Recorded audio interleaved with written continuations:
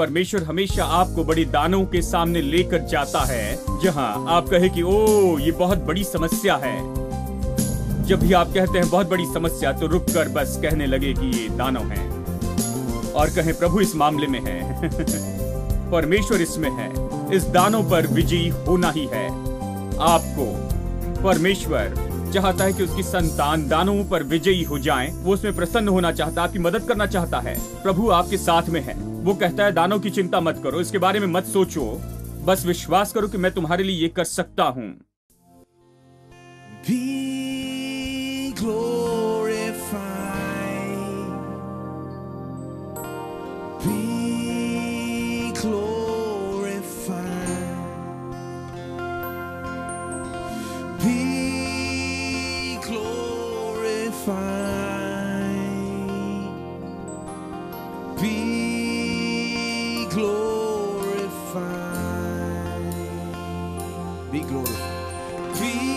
Be glorified. Be glorified. Be glorified. Be glorified. Be glorified. Be glorified in the heavens. Be glorified in the earth. Be glorified in this temple. Jesus, Jesus, be thou glorified. Oh Jesus, Jesus, Jesus, be thou glorified.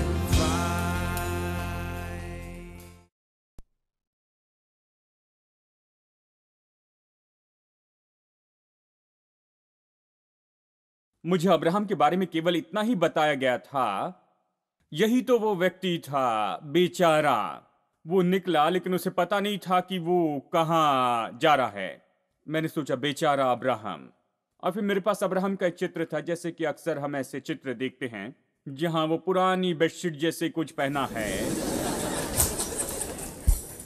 जानते हैं, जैसे पुराने जमाने में वो stage के ऊपर में कारपेट जैसे कुछ बिछाते थे। ये तो बिल्कुल पुरानी बेडशीट के जैसे दिखती थी। और उस चित्रकार ने अब्राहम को वो पहना दिया, पूरे गंदे कपड़े। और यहां पर अब्राहम, जिसका चेहरा धूल से भरा हुआ है और दाढ़ी बड़ी है, हाथ में एक लाठी है, और उसके आसपास बस छोटे 10 मेमने हैं, और ऐसे चल रहा है। जो अब्राहम मैंने देखा वो तो बहुत ही गरीब दिखाई दे रहा था, धूल भरी सड़क पर। लेकिन सच में बाइबल अब्राहम के बारे में बताती जैसे मानो कि वो बिल गेट्स हो। लेकिन मैं उसे वहां नहीं देख पाया। वो तो वहीं पर था। ये तो बाइबल में है। अब कितने लोग समझ पा रहे हैं कि रिकग्निशन फेलियर क्या होता है? अभी आप इसे अच्छे से समझ पाएंगे। ये वहां पर था, लेकिन मैं नहीं देख पाया। ये मेरी आंखों के बिल्कुल सामने था। मैंने इसे कई बार पढ़ा, लेकिन इसे नहीं देख पाया। जैसे एक बहन ने कहा, हाँ तुम अब्राहम के बारे में कहते हो, मैंने अब्राहम के बारे में बहुत कुछ पढ़ा है, लेकिन कभी अब्राहम को इस तरह से नहीं देखा। पहचानने में असफल हुए हैं, देखिए। और यीशु के साथ में भी ऐसे ही। मुझे पता नहीं विश्वासी लोग कहां पर चले गए। मतलब वो मानो पूरी तरह से पागल हो गए हैं।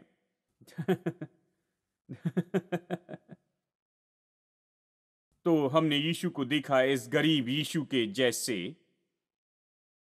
गरीब यीशु।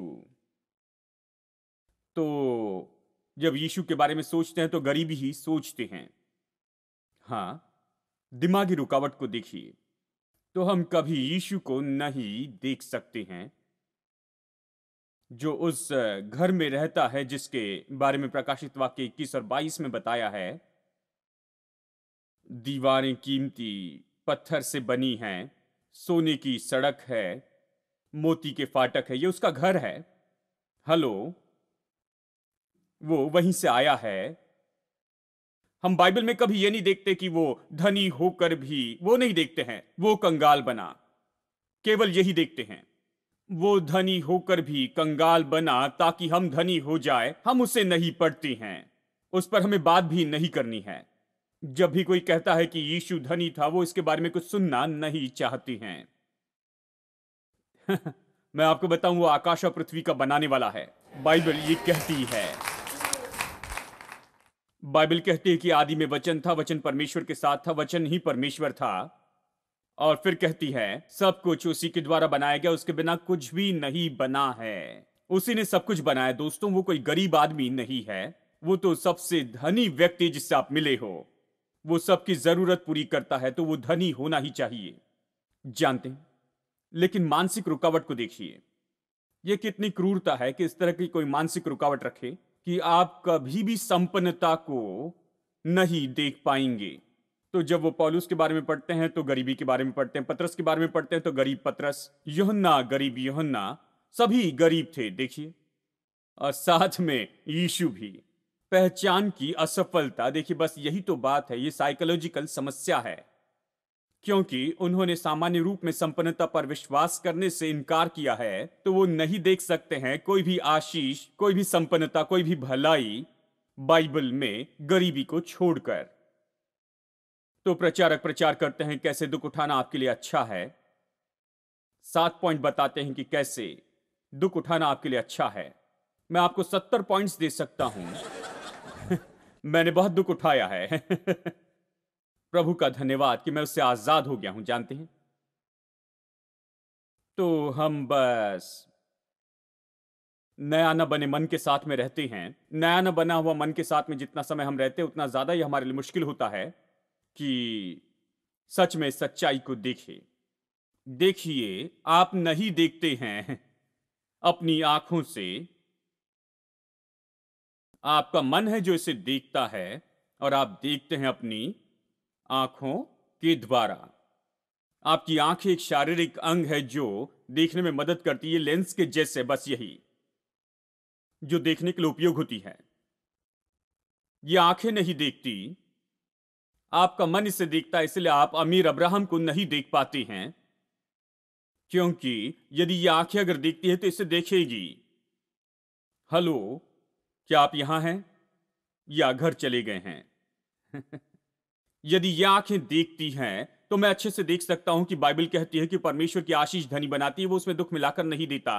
अब्राहम बहुत धनी था, ये सब ये आंखें इससे देख सकती हैं, लेकिन मैं इन आंखों से सच में देख नहीं पाता हूं। ये तो सच में मेरा मन है जो देखने के लिए आंखों का उपयोग करता है, इसलिए मैं इसे नहीं देख सकता हूं। हेलो, इसलिए मैं नहीं देख सकता हूं कोई भी धन, और इसलिए मैं नहीं देख सकता हूं संपन्नता को, इसलिए मैं इन सारी बातों को देख नहीं सकता हूं। इसलिए ये बहुत ही महत्वपूर्ण है कि हम लोग उससे बाहर आ जाएं, क्योंकि यहां ये सारा धन है, लेकिन खुद परमेश्वर भी कुछ नहीं कर सकता, क्योंकि हम में दिमागी रुकावट है। सर्वशक्तिमान परमेश्वर भी कुछ नहीं कर सकता है, क्योंकि हमारे दिमाग में रुकावट बनी है। जैसे मैंने कहा, अगर परमेश्वर उनकी गर्दन पकड़ के उठाता और कनान प्रतिज्ञा के देश में पहुंचा देता, उन अविश्वासी यहूदियों को अगर गर्दन से पकड़कर उन्हें प्रतिज्ञा के देश में डाल देता, तो बस एक ही सेकंड में मिस्र में वापस आ जाते, रबर बैंड के जैसे ढूम। क्योंकि देखिए, उनका मन ही ऐसा था। देखिए, मिस्र उनके साथ जा रहा था, टिड्डी की मानसिकता उनके पीछे चल रही थी। ये उनके दिल में थी, ये उनके मुंह में थी, ये उनकी जीभ में थी, जानते हैं। वो केवल इसी के बारे में थे, और इसलिए ये उनके लिए असंभव हो गया कि वो परमेश्वर की आशीषों में प्रवेश कर सके। देखिए, वो क्यों प्रवेश नहीं कर पाए प्रतिज्ञा के देश में? इस घटना के बाद गिनती अध्याय 13 में वो प्रतिज्ञा के देश में क्यों नहीं गए? वो तो वहां पर जासूसी कर कर आए थे, तो प्रवेश क्यों नहीं कर पाए? इसलिए नहीं कि वहां पर दानव थे, इसलिए नहीं कि दीवारें बहुत ही ऊंची थी और उनके पास में रथ, घोड़े और इतनी बड़ी सेना थी। इसके कारण नहीं, क्योंकि कोई दानव उनसे नहीं लड़ा और कोई सेना उनके पास नहीं आई, कोई रथ पीछा नहीं कर रहे थे, कुछ भी नहीं था। तो वो प्रवेश क्यों नहीं कर पाए? वो बस प्रवेश नहीं कर पाए, बस उनके मन के कारण ही, बस यही। देखिए, अगर वो जाकर दानव से लड़ते और फिर वापस आकर कहते कि हम इन्हें हरा नहीं पाएंगे, ये बहुत ही बड़ी हैं, मैं इनसे नहीं लड़ सकता, ये हम समझ सकते हैं। लेकिन इन लोगों ने इसकी परवाह नहीं की, दीवार के पास में भी नहीं गए, दानव से लड़े नहीं और कभी भी उन्होंने कोई कोशिश नहीं की। कोशिश करने के पहले ही हिम्मत हार गए। बहुत से लोग ऐसे हैं, वो हिम्मत हार जाती हैं, प्रभु की आशीष को नहीं ले पाते हैं, उसे लेने की कोशिश भी नहीं करती हैं। हाँ, और उसमें वो आते भी नहीं है, उस पर वो विश्वास भी नहीं करते कि उसमें प्रवेश करे जो परमेश्वर ने उनके लिए रखा है। क्यों? क्योंकि वो इसे अपने मन में पचा नहीं सकती हैं। वो प्रवेश नहीं कर पाए क्योंकि वो विश्वास कर रहे थे कि वो टिड्डी है, बस यही।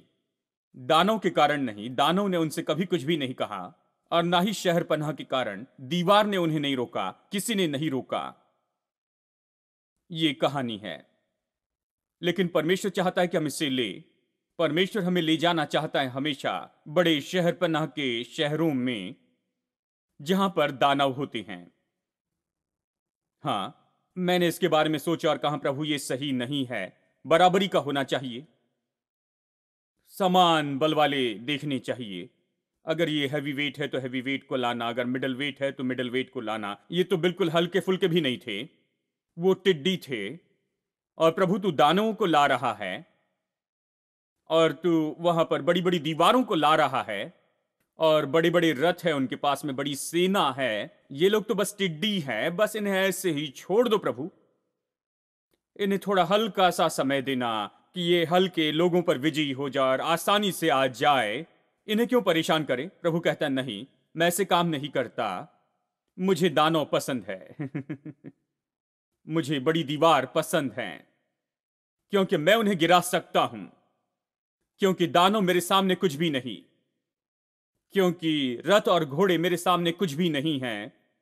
मुझे ऐसे स्त्री और पुरुष चाहिए जो मुझ पर विश्वास करे कि मैं उनके लिए कर सकता हूं। हेलो। प्रभु यही तो कहता है, और इसीलिए परमेश्वर हमेशा आपको बड़े दानों के सामने लेकर जाता है जहां आप कहे कि ओ ये बहुत बड़ी समस्या है।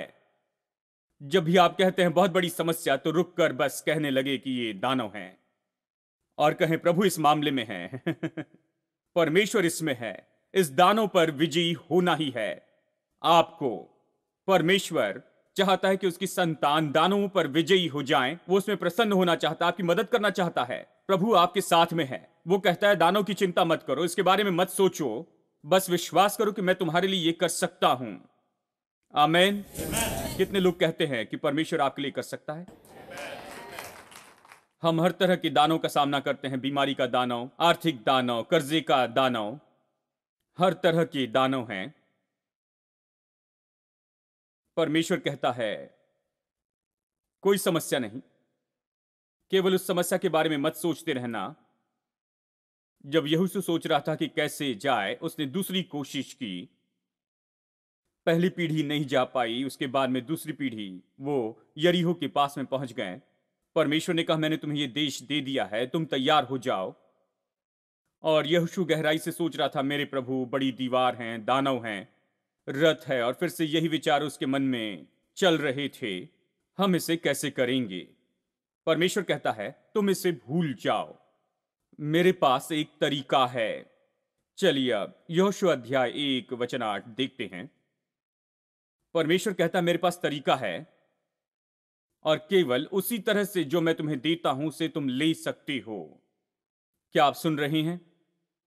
परमेश्वर आपको जो दे रहा है उसे आप ले सकते हैं, केवल परमेश्वर के तरीके से, आपके तरीके से नहीं। ये तरीका क्या है? व्यवस्था की ये पुस्तक तेरे मुंह से कभी दूर ना होने पाए, इसी में दिन रात ध्यान दिए रहना और उसमें जो कुछ लिखा उसके अनुसार करने की चौकसी करना। मैं यहोशू 1:8 कह रहा हूं, क्योंकि ऐसा ही करने से तेरे सब काम सफल होंगे और तू अच्छी सफलता प्राप्त करेगा। वो क्या कह रहा है? वो कहता है ये पुस्तक तेरे मुंह से दूर ना होने पाए, इस पर दिन रात मनन करते रहना। सब लोग कहिए इस पर दिन रात मनन करते रहना। अब यही बात है जो मैं आपको अभी बताना चाहता हूं। मैं दिखाना चाहता हूं कि कैसे अपने मन को नया बना सकते हैं, कैसे अपने अवचेतन मन को फिर प्रोग्राम कर सकते हैं, कैसे नई तरह से सोचना शुरू कर सकते हैं कि आपको नया जीवन मिल जाए। देखिए, ये बहुत ही वास्तविक है। इससे कैसे कर सकते हैं? अपनी समस्याओं की चिंता मत कीजिए, खुद पर आप काम कीजिए। आपकी समस्या आपकी उन्नति को रोकने वाली नहीं है। कोई मनुष्य तुम्हारे विरुद्ध में खड़े नहीं रह सकेगा। परमेश्वर का वचन कहता है, एक मनुष्य भी इस पूरे संसार में वो तुम्हारे विरुद्ध में खड़े नहीं रह सकेगा। आपके विरुद्ध बनाए कोई भी हथियार संपन्न नहीं होंगे। आप जो कुछ भी करेंगे वो संपन्न होगा। तो समस्याओं की क्यों चिंता करते हैं? चाहे समस्या कितनी भी बड़ी हो जाए, चाहे समस्याओं का बड़ा ढेर हो, उसे भूल जाए। बस खुद पर गौर करते जाएं। परमेश्वर कहता है, जो कुछ भी मैं तुम्हें देना चाहता हूं उसे पाने के लिए बस एक ही तरीका है, वो ये है कि तुम मेरे वचन में चले जाओ और मेरे वचन पर दिन रात मनन करते रहना। दिन रात मनन करना। अब मनन करना क्या है?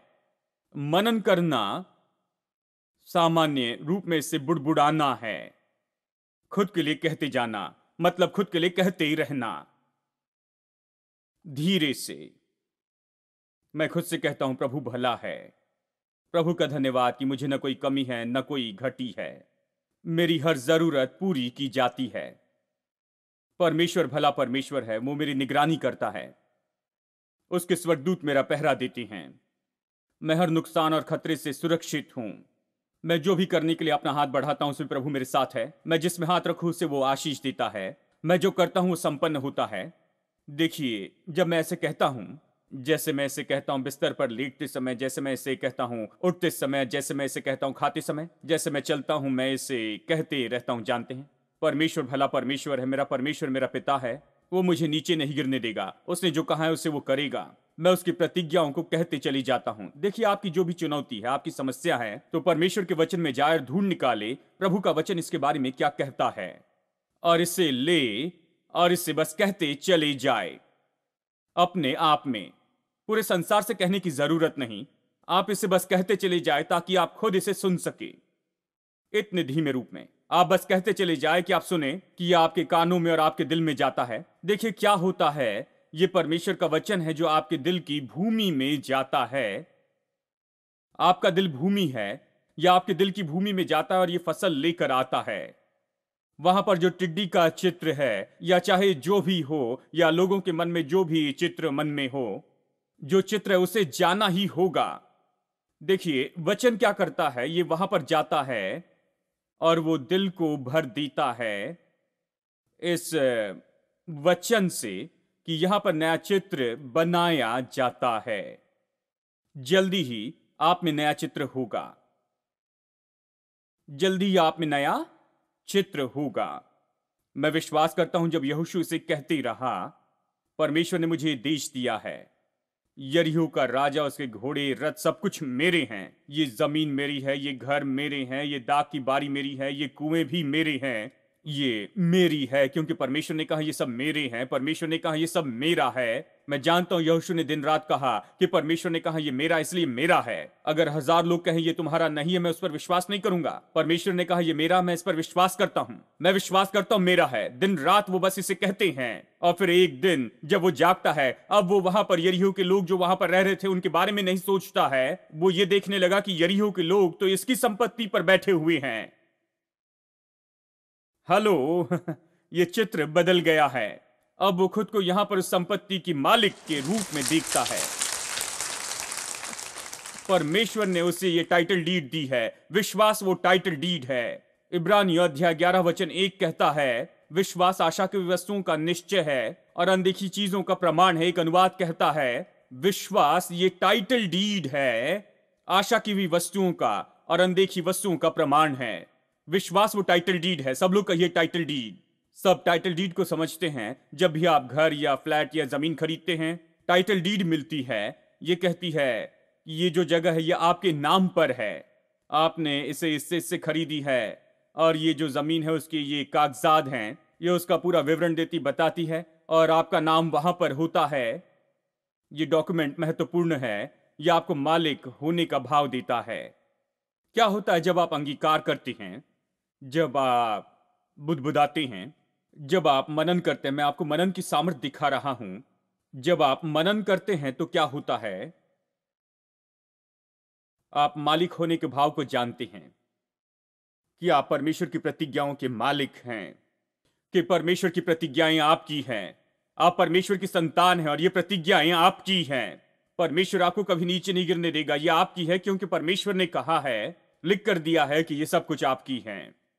यहां पर एक टाइटल डीड होती है। इस जगह पर विश्वास टाइटल डीड है। सब लोग कहिए, विश्वास टाइटल डीड है।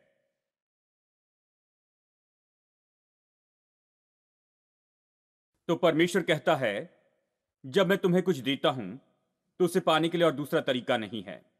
देखिए, निश्चय इन लोगों के पास में सब कुछ घोड़े और रथ तो नहीं थे, उनके पास सेना वगैरह नहीं थी। ये सब वो तो सामान्य रूप में बस चरवाहे लोग थे। उनके पास कुछ नहीं था। उनके पास किसी तरह से कोई भी हथियार वगैरह नहीं थे। तो परमेश्वर कहता, मैं तुम्हें जो देता हूं उसे लेने का बस यही एक तरीका है, वचन लेकर उस पर मनन करे। अगर वचन लेकर मनन करते हैं तो मैं तुम्हें जो कुछ भी देता हूं तुम उसे ले सकते हो। ओ लेकिन बड़ी समस्या है। देखिए, अपनी परेशानी के बारे में, समस्या के बारे में कभी कोई चिंता मत कीजिए, चाहे कितनी भी बड़ी हो। जब तुम वचन लेकर मनन करती हो तो तुम उसे पाओगे जो मैंने तुमसे प्रतिज्ञा की है। हेलो, बहुत से लोग कुछ तरीके का उपयोग करते हैं। वो पसीना बहाते हैं, कष्ट करते हैं, जाते हैं और बस धक्का बुक्की करते हैं। इससे नीचे खींचते हैं, उससे नीचे खींचते हैं, उस स्त्री को नीचे खींचते हैं। और ये समय होता है जब तक कि वो आगे बढ़कर थोड़ा सा मुनाफा कमाए। उन्होंने बहुत ज्यादा नुकसान किया है। परमेश्वर नहीं चाहता कि आप ऐसे जिए। प्रभु चाहता है कि आप मनन करें। हेलो, परमेश्वर नहीं चाहता कि आप कष्ट करें। प्रभु नहीं चाहता कि आप लड़ते रहें। परमेश्वर नहीं चाहता कि आप ऐसे धक्का बुक्की करते चले जाएं या ये सब कुछ करते जाएं। परमेश्वर नहीं चाहता कि जबरदस्ती करते जाएं। परमेश्वर नहीं चाहता कि आप संसार के तरीके का उपयोग करें, क्योंकि परमेश्वर आपको जो देना चाहता है उसे पाने का ये तरीका नहीं है। परमेश्वर चाहता है कि आप मनन करें उसके वचनों पर। परमेश्वर कहता है, मेरे तरीके से करो, मेरे वचन पर मनन करते रहो, दिन रात बस तुम इसे कहते चले जाओ। चाहे जो भी समस्या हो, अगर तंदुरुस्ती की समस्या हो तो चंगाई के वचन ले और इससे बस दिन रात कहते रहे। अगर आपकी समस्या आर्थिक समस्या है, कर्जे की समस्या, परिवार की समस्या, जो भी समस्या हो, इससे दिन रात कहते रहना, इसे बार बार कहते रहना, बार बार कहते रहना। खुद के लिए इसे बुदबुदाते रहें, इसे कहते रहे, क्योंकि आप अपने दिल में इससे बो रहे हैं। आप अपने दिल में नया चित्र बनाते जाते हैं। आप अपने दिल में नए चित्र को रखते जाते हैं कि आप कौन हैं और आपका संसार कैसे होगा, आपका भविष्य कैसे होगा। वो कहता है कहते रहना, लड़ना नहीं है, रोना नहीं, चिल्लाना नहीं और ये सब नहीं करना। कितने लोगों को ये तरीका पसंद है। बस मनन करते रहें। मैं आपको बताऊं, अगर आप मनन करते रहेंगे तो आप उनसे बहुत आगे पहुंचेंगे जो लोग लड़ते हैं, झगड़ते, धक्का मारते हैं, जानते हैं, चिल्लाते हैं और ये सारा काम करते हैं, संसार की युक्ति करते। वो आपको देखकर चौंक जाएंगे, कहेंगे मेरे प्रभु ये यहां पर कैसे पहुंच गया। और आपका ये मेडिटेशन प्रभु वचन पर मनन करते रहें। वो चौंक जाएंगे कि आप वहां पर कैसे पहुंचे हैं, क्योंकि परमेश्वर के मार्ग आपको वहां पर पहुंचाएंगे तेजी से, बेहतर तरीके से और एक निश्चित तरीके से। और ये तो 100% निश्चित है कि आप वहां पर पहुंचेंगे और परमेश्वर में कोई असफलता नहीं है। व्यवस्था की यह पुस्तक तुम्हारे मुंह से दूर ना होने पाए। दिन रात इस पर मनन करना, इसमें जो कुछ लिखा है उसे करने की चौकसी करते रहना, तब तुम अपने सारे मार्ग सफल करोगे और तुम अच्छी सफलता पाओगे।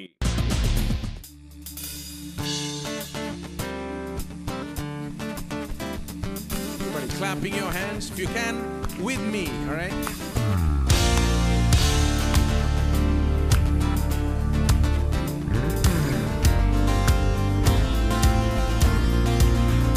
Not by power, not by might, by my spirit, says the Lord. Not by power, not by might, by my spirit, says the Lord.